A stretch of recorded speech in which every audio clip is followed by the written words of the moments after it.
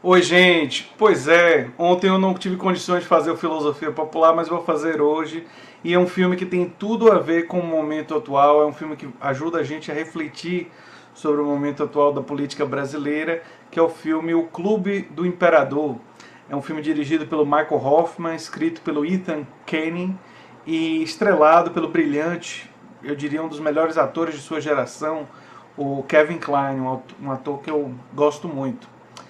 Então hoje o Filosofia Popular vai ser sobre esse filme que tem tudo a ver com política, que tem tudo a ver com questões éticas, que tem tudo a ver com, enfim, o contraste entre o realismo político, uma coisa mais, uma vulgarização de Maquiavel, digamos assim, e uma perspectiva, digamos assim, que vê a política como a área da manifestação da virtude, né? Enfim, se você chegou agora, o canal é a Nova Máquina do Tempo, eu sou André Teixeira Jacobina, aqui a gente fala de política, de ciência, de filosofia. Tem a sessão de diálogos com grandes especialistas, inclusive recentemente eu tive a grande honra de entrevistar e ter uma conversa com o professor aposentado João Augusto da Rocha, e esse professor está trazendo um furo para o canal, que em breve vocês vão ver alguns documentos e coisas que nunca apareceram antes, né? Tem alguns detalhes que são grandes novidades.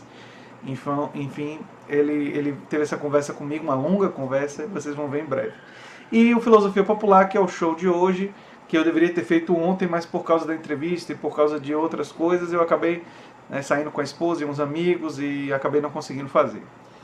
Bem, então vamos falar do Clube do Imperador. Qual é a história do filme? Bem, o personagem do Kevin Kline, ele é um professor de história da civilização greco-romana. E ele não apenas ensina civilização greco-romana. Ele foi uma pessoa, você percebe ao longo do filme, que ele incorporou os mais altos valores dos personagens que ele admira e que ele lê ao longo da vida para ele próprio, né, para a vida dele, para o que ele faz. Mas ele é um homem falível, como vocês vão ver no filme. Ele também comete erros, ele também... isso é interessante porque o filme mostra ele como uma pessoa absolutamente rígida nesses princípios e nesses valores, mas mostra que mesmo ele pode errar.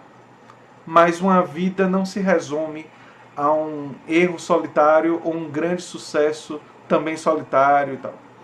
Uma vida é o somatório, é uma espécie de balanço de tudo que você fez e em que aquilo que você fez pesa mais. Enfim, e por isso que nós podemos admirar. Eu até estou pensando num vídeo do Pirula, talvez eu faça um vídeo sobre isso, que ele diz que nós somos uma sociedade sem ídolos. Nós podemos admirar certas pessoas, certas figuras históricas, vendo eles como seres humanos, como pessoas falíveis, como pessoas que cometeram erros, mas que no total, quando você pesa os erros que eles cometeram, em contraste com todas as contribuições e a coragem e a abnegação, você pode sim nutrir, não idolatria, porque qualquer, digamos assim, idolatria cega não faz sentido, mas uma admiração profunda pela contribuição, por aquilo que eles foram. Bem, o personagem do Kevin Kline é esse professor, e ele está agora na escola tradicional St. Benedict's, que é uma escola para rapazes nos anos 70, que é uma escola bem tradicional e tal, e ele está ensinando os filhos da elite, dos ricos e dos poderosos. Ele é considerado um dos melhores professores de civilização greco-romana, né? E por isso que ele vai ensinar num colégio tão respeitado. E aí ele conhece uma série de alunos. Ele conhece o Martin Blythe, o Deepak Mehta, Louis Massoudi, e um desses alunos é o Sedgwick Bell. E o Sedgwick Bell é filho de um senador, um pai que, como o pai dele, do personagem do Kevin Kline, do Huddard, né?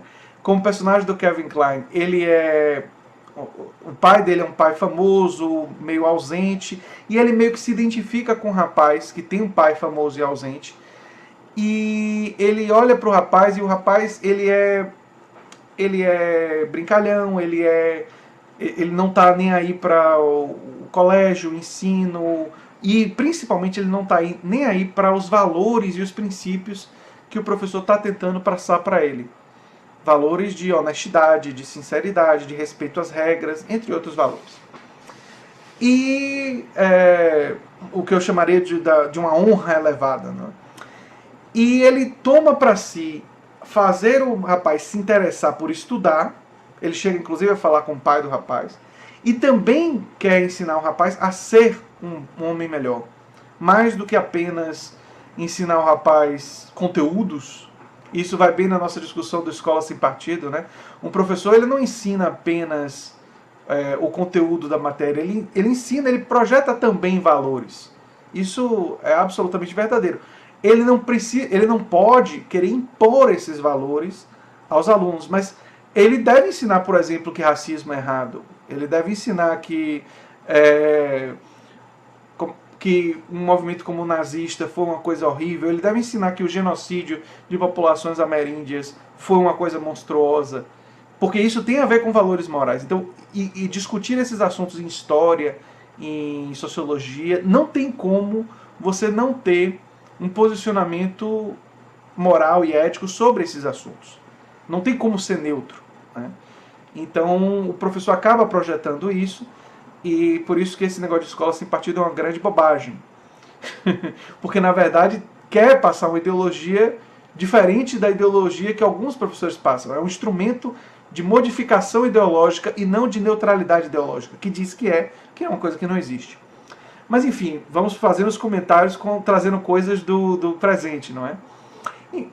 Ele toma para si esse rapaz para tentar ensinar ele um caminho melhor e consegue motivar ele a um concurso do Júlio César, que é um concurso de que os alunos que tiverem as melhores notas vão poder participar. E o filme se passa em 2 momentos. Esse concurso aconteceu com esses rapazes quando eles eram meninos de 13, 14 anos no máximo. E também, agora, o Cedric Bell, adulto, organizou uma revanche que ele perde, né, naquela época. Então, isso você sabe desde o início do filme, porque o filme mostra logo que ele está organizando uma revanche. Né? E agora ele já é famoso e tal, e o professor Huddard está aposentado e vai para novamente ser o mediador. Então o filme se passa nesses 2 momentos, né, na década de 70 e nos anos 2000, porque eu acho que o filme é de 2002, se eu não me engano. Enfim, não posso falar mais, não posso falar outros detalhes que envolvem questões éticas, porque aí seria muito spoiler, e eu não quero dar esses spoilers, mas tem algumas coisas importantes. Primeiro que o filme ele não segue aquele rito que eu diria tradicional. Ele vai te surpreender em algumas coisas. Por um lado, é engraçado que o filme vai surpreender por retratar uma coisa mais realística. Né? Ou seja, por ser mais realista, o filme vai surpreender. Quando, na verdade, ao ser mais realista, ele está não surpreendendo os personagens, porque é o que se esperaria, era o que seria mais normal, digamos assim. Então é muito interessante isso. E a relação com o que nós estamos falando aqui, na política de hoje, tem a ver com a placa, que é muito importante para o filme, que ele coloca no alto da sala que ele dá aula, que é sobre Shutruk Nahunte.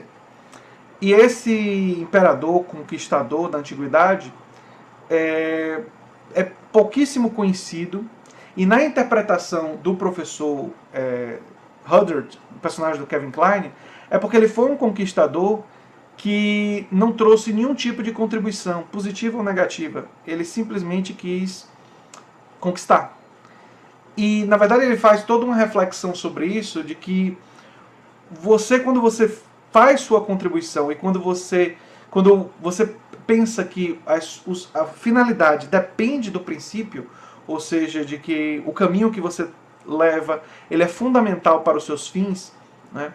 Eu tenho uma frase no meu livro, A Nova Máquina do Tempo, que eu digo assim, a frase é: são os meios que definem o caráter dos fins. É a frase que tem no meu livro, A Nova Máquina do Tempo. Vocês podem ver que eu sou meio que inspirado por esses valores.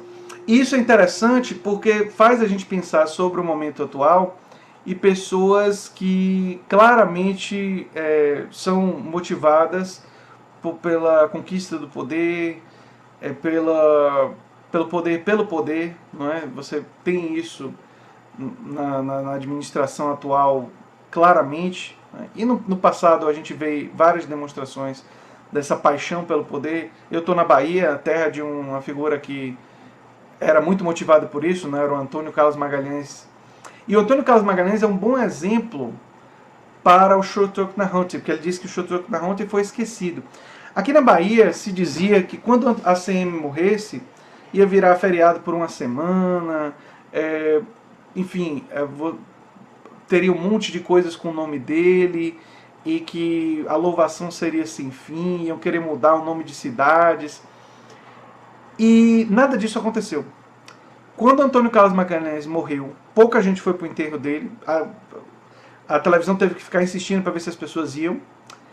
E hoje em dia na Bahia, fora historiadores como eu, ninguém fala de ACM.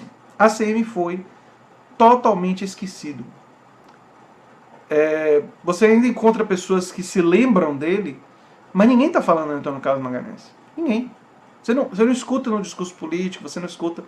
Então isso dá um pouco de credibilidade à análise do Kevin Kline, porque as pessoas que fazem pelo poder, por exemplo, um cara como Hitler não é esquecido pelo negativo. Ele tinha uma ideologia monstruosa, de superioridade ariana e tudo mais. Então, ele é lembrado, mas é lembrado de uma forma muito negativa. Mas um cara como a CM, que é mais parecido com o Chotruk Narrante, no sentido de que era uma pessoa que estava pelo poder, não é? E não era tão ideológico assim, foi totalmente esquecido. Foi totalmente... enfim, as pessoas, enquanto ele estava vivo, puxavam o saco dele, queriam poder, queriam aliança, queriam a influência dele, mas depois que ele morreu, enfim, a contribuição dele, a memória dele é muito, muito pequena, muito pouca. E quando você fala com pessoas, acadêmicos, sobre os grandes baianos, né, são muitos outros nomes que aparecem, né? Rômulo Almeida, Anísio Teixeira e outros. Não aparece nunca Antônio Carlos Magalhães. Então isso dá suporte à análise do Kevin Kline, né? E é muito interessante pensar isso para a política brasileira no momento atual, porque nós estamos vendo pessoas assumindo cargos, não só no Brasil, até nos Estados Unidos também. Nos Estados Unidos tem uma figura recente que foi indicada para um cargo que diz que não lê jornal e não assiste televisão. Então, quer dizer, não tem nenhum interesse em se informar e quer assumir um cargo de importância, né? Nós temos aqui no Brasil a Damares Alves, que nega a teoria da evolução, assim como vários outros. Muita gente do governo Bolsonaro nega o aquecimento global, uma conclusão majoritariamente apoiada por quase todos os climatologistas do mundo. Então, você vê que existe uma desconexão entre conhecimento e o poder, mas existe também uma desconexão entre ver a política como uma área da virtude, como uma área de respeito ao dinheiro público. Eu nunca me canso de falar do episódio da Val, porque para mim o episódio da Val é demonstrativo da desconsideração do dinheiro público. Verba de gabinete não pode ser utilizada para pagar serviços particulares. Isso é regular, do ponto de vista do código de ética. Pode parecer para muita gente pouca coisa, ele estava pagando para ela cuidar dos cachorros, mas ele poderia no máximo usar o salário dele. Nunca usar a verba de gabinete. Né? Bolsonaro. E essa é uma demonstração de falta de ética. E quando uma pessoa é capaz de fazer isso com o dinheiro público, em uma instância, ela pode fazer em outras. Né? E é disso que o filme trata, o Clube do Imperador. Porque o filme do Clube do Imperador, ele mostra que quando uma pessoa é capaz de fazer uma coisa aparentemente pequena, aparentemente trivial, não tem tanta repercussão, é ali na escola, e vamos ignorar e tal, você não sabe onde isso vai parar. Você não sabe onde... se isso não for reavaliado e a pessoa Porque as pessoas podem cometer erros. O personagem do Kevin Kline, comete um erro. Mas ele se arrepende profundamente do erro e ele busca reparar o erro. Essa é uma postura de alguém que não vai se perder do ponto de vista ético. Porque nenhum de nós é perfeito do ponto de vista ético. Mas existem posturas, como a do personagem do Sedgwick Bell, que vocês vão entender quando verem o filme, que começam com essa coisa gradual e levam a uma completa desconsideração da ética. Quando a pessoa não pede desculpas, quando a pessoa não reconhece que errou, quando a pessoa justifica, diz, não, era só para evitar que meus cachorros morressem. Quando a pessoa faz isso, aí eu não sei onde vai acabar. Aí eu não sei para onde isso vai.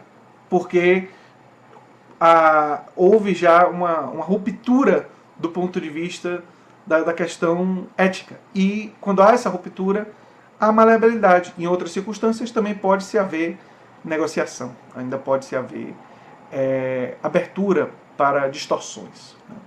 Enfim, é um filme muito interessante. Torço para que vocês assistam e depois a gente pode conversar sobre ele nos comentários. Tá certo? Então, gente, um abração e a gente se vê no próximo vídeo. Se você gosta do que eu faço, lembre sempre de se inscrever, dar um like e compartilhar, que é muito importante para mim.